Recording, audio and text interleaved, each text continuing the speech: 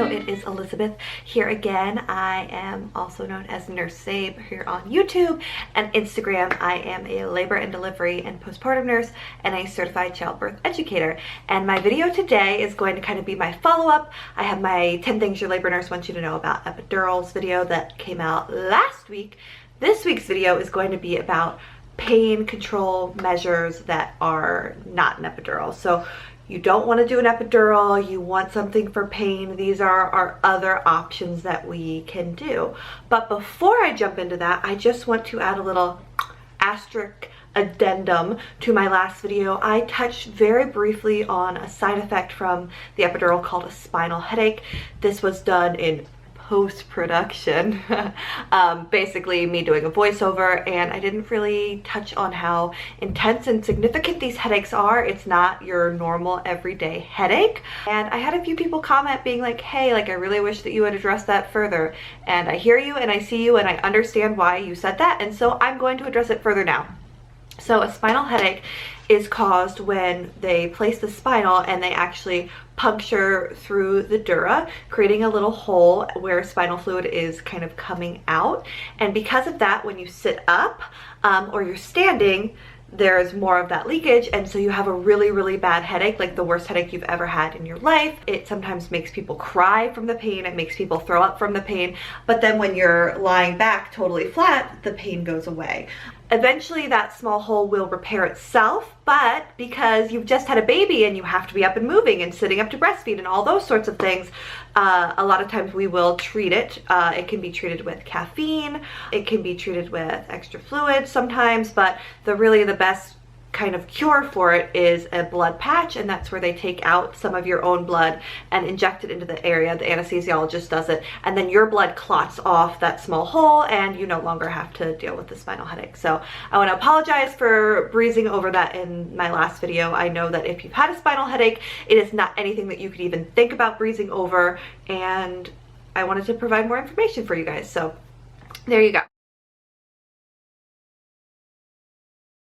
Let's go ahead and talk about different things that you can get for pain. I want to keep in mind that the very best form of pain management, the one that's going to take the pain away the most, is still going to be the epidural, but these other medications or things that we can try can be something that you do if you don't want to get an epidural, if you can't get an epidural for whatever reason, or a lot of these things are good for that early time in labor to get you to the place in labor where it is appropriate to get an epidural. So I'm going to start with things that most hospitals are going to have and go down to things that you are less likely to have or hear. Number one thing that is going to be for pain management in labor besides the epidural is going to be IV narcotics. Now there's a whole group of different narcotics that can be used. Morphine, Demerol, Stadol, Nubain, fentanyl are kind of the big five that we see, and I know in other countries they have different names, but still in other countries from what I've looked up, those are the main ones that we use. They all work a little bit differently and have different lengths of how long that they work for. Typically your hospital is just going to have one that they use. The hospital where I work uses fentanyl. Fentanyl is nice because it works quickly and it leaves the system very quickly. Now the thing about narcotic pain medications is that they do cross the placenta, so baby is exposed to these medications. A very short period of time with baby being exposed to a dose or two of fentanyl is not going to cause narcotic withdrawal in your infant. The real issue and the thing that we worry about with narcotics use during labor is that if you get them too close to the delivery of your baby, that the baby could have some respiratory depression due to the narcotic. Sometimes this can just be resolved with a little bit of support from the nursery nurse, a little bit of blow-by, a little bit of positive pressure ventilation, but sometimes this respiratory depression is so severe that it requires the use of Narcan, which is the antidote to the narcotic. It's what we give when people are overdosed on a narcotic. We give them Narcan, and that will help reverse the respiratory depression. So in moms, typically the biggest side effect of these medications is that you feel kind of out of it or loopy. Nausea and vomiting is a big one that we see, but it's kind of hard because labor also causes nausea and vomiting, so which came first, chicken or the egg? But For the most part, the effects on mom are minimal and they're in and out of the system pretty quickly. We're not going to give it if delivery is imminent. Some hospitals will have a very strict policy. Others, it's more at the discretion of the doctor or the nurse. Often you're not allowed to get fentanyl immediately before signing a consent for a procedure, such as the epidural, because you're not really in your right mind to sign the consent. The big thing with the narcotic is that it does not take the pain away like the epidural did, like I've mentioned before. It kind of takes the edge off the pain and allows you to focus on other things.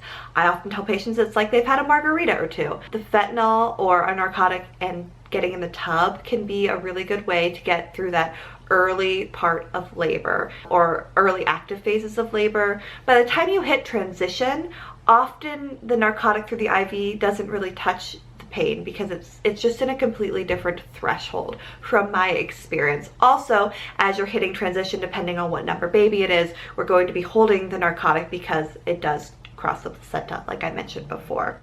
At my facility, you don't have a certain number of narcotics that you can get before you have to move on to the epidural, but as you get more and more doses of fentanyl, Demerol, whatever, it does tend to become less effective in controlling the pain. Is it because you're getting used to it, or is it because labor is progressing?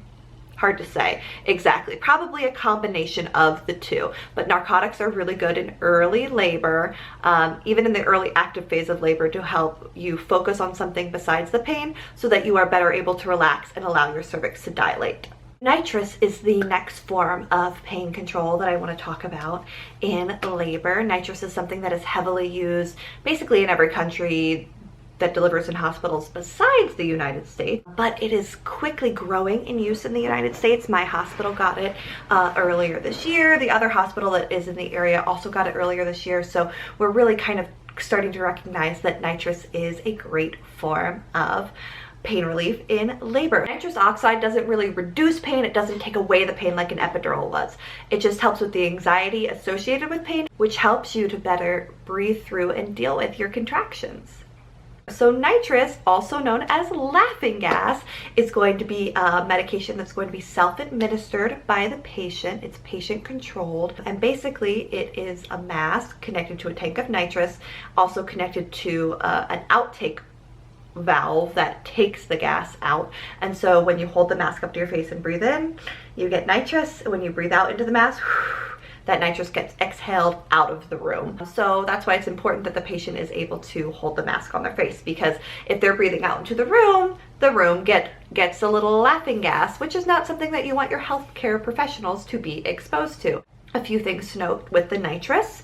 Again, it does cross the placenta, similar to the fentanyl, but its half-life is much shorter. It's only 3 minutes, and studies have shown that using nitrous does not affect APGARs compared to patients who do not use nitrous for pain control in their labor. So even though it crosses the placenta, it's not really something that we need to worry about in its effects on baby outside of the womb.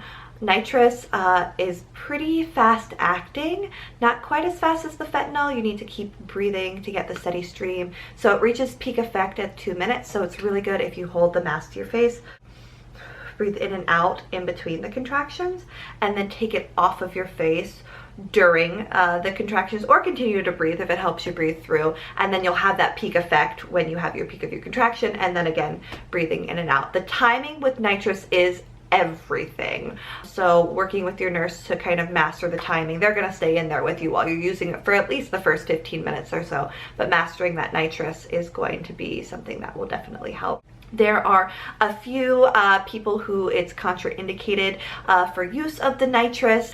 One is if you have a B12 deficiency because of how the nitrous is metabolized. You also can't use it if you've recently had inner ear surgery. So because nitrous oxide is cleared through the lungs, it's also contraindicated if you have severe COPD or pulmonary hypertension. Mild asthma, though, is not a huge deal. The big side effects with nitrous oxide are going to be dizziness, lightheadedness, nausea and vomiting can be a big one, feelings of dysphoria, kind of feeling like you're on cloud 9 or floating. But in general, it's relatively safe to use during all 3 phases of labor, unlike the fentanyl. So you can use this during pushing, during delivery, during your repair. So that is something to consider if nitrous is available at your facility. And because its half-life is shorter, you can use it closer to getting an epidural if that's something that you want to get, but you still need to sign for, versus the narcotic, which you have to have out of your system for a little bit longer before you get the epidural typically. So we talked about an epidural, and in that video a lot of people are like, oh, do 10 things your labor nurse wants you to know about a spinal. I'm going to talk about spinals here. Hey, it's future editing Elizabeth again. I don't think I made it very clear in this part, but spinals mostly are used for scheduled C-sections or urgent C-sections where there is time for the mother to receive a spinal and she does not yet have an epidural. This use of a spinal is way more rare, but I just wanted to talk about spinals in this part. So sometimes if you come in rip-roaring labor and you're very close to delivery, your anesthesiologist might think, if I give her an epidural, it's not going to really cover this pain as quickly. She's going to deliver before her pain is properly covered, so I'm going to give her a spinal. So spinal positioning, everything very, very similar to the epidural. Nothing really changes from your point of view as to what they're doing, but the anesthesiologist just injects the medication in a slightly different spot, and you don't get a continuous infusion like you do with the epidural placement. And a spinal is really great if, again, you're about to have your baby and you want some pain coverage. It's going to make you numb very quickly. The effects will last for 1 to 2 hours. So again, hopefully you've already delivered your baby by this time, and it gets that pain control so much faster for you. Another thing that can be given if you are in rip-roaring labor and pushing is a Pudendal block. I have only seen it given once, and basically it's when the doctor uses a needle to inject medication into the pudendal nerve, which is kind of right on the inside of the vagina. And this medication is given to numb that area. So when you're pushing, it kind of numbs the area between like your vagina and your anus. That whole area is nice and numb. And this can be used if you are really, really struggling to push because of that extra pain and pressure down there, but you don't have an epidural or anything of that nature. The one time I saw it used, the baby was in distress and we needed the baby out quickly, so the doctor got everything ready to do the Pudendal block, but I don't even know that he ended up doing it. I think she ended up delivering without it. Okay, so now that we've talked about all of the more pharmacological pain relief things, I want to touch on 2 things that you may or may not see, but that can be pretty effective. The first one, kind of pharmacological because it involves needles. It is sterile water injections into your back. With this method of pain relief, it is for back labor, which for some women is significant and horrible. It is 4 small injections of sterile water right under the skin on the back.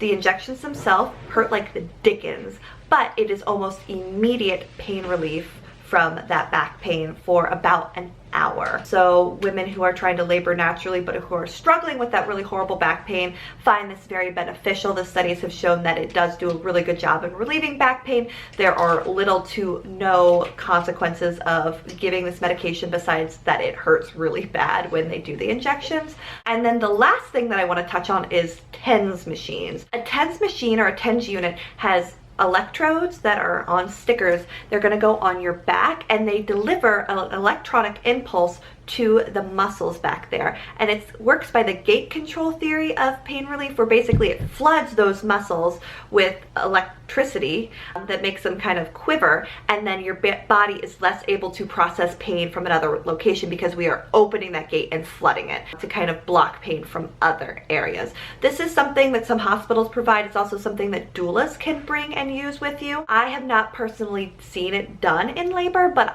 when I go to the chiropractor, they do it, and it's like a weird feeling, but then it feels really good. So people do have some success with that. So we've kind of gone over everything that you can get for pain in the hospital besides the epidural, and I think that a lot of these things will help women get through the tough period and maybe have a baby without an epidural, or a lot of these things are good for that early time in labor when, remember, you're going to have discomfort with your contractions before it's time for you to get an epidural. So a lot of these things are stepping stones to get you to the place in labor where it is appropriate to get an epidural.